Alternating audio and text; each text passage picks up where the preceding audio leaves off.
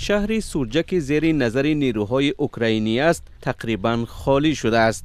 چند ساکن حیران و سرگردان تلاش دارند که زنده مانند. خبرنگاری رادیوی آزادی روز 20 اوگوست همراه روزنامه‌نگاران دیگر اوکراینی به دیدن سوجه رفت. مرکزی ناحیه پیش از جنگ 5000 ساکن داشت. حالا چند نفر مانده است تو بس. آنها در تخانه ها پنهان می شوند. پیرانسالان، زنان، کودکان بیمار را پرتافته رفتند.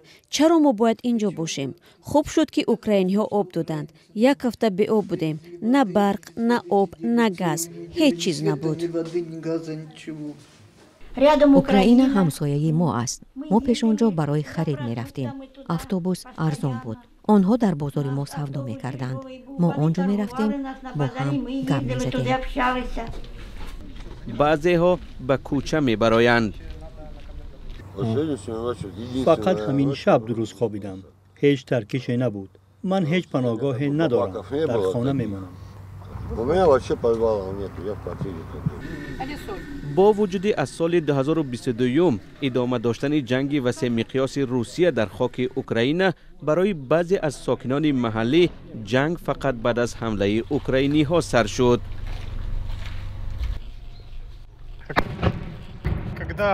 جنگ اینجا کی سر شد؟ پنجم ششم بود. پیش از اون را نفهمیده؟ پیش از این درگیری های بود، ولی اصلا پنجم و ششم اوگوست سر شد.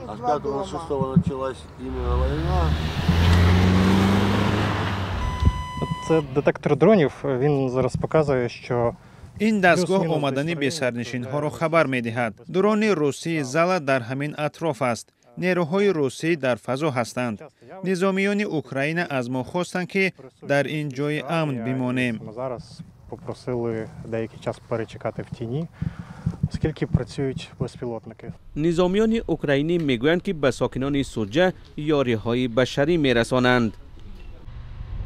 Наші військові Збройні сили України, сили оборони допомагають населенню, дотримуючись. ارتش اوکراین به ساکنان محلی کمک و قانون‌های بین‌المللی را رعایت می‌کند. فرماندهی نظامی تأسیس یافت. دیروز آب را برقرار کردیم. خوراک و آب در شیشه‌ها آورده شد. از امروز اعتباراً طبیبان به معاینه بیماران و دادن دارو و دوا شروع کردند. لікарі здійснюють прийом, видаються людям необхідні медикаменти, ліки.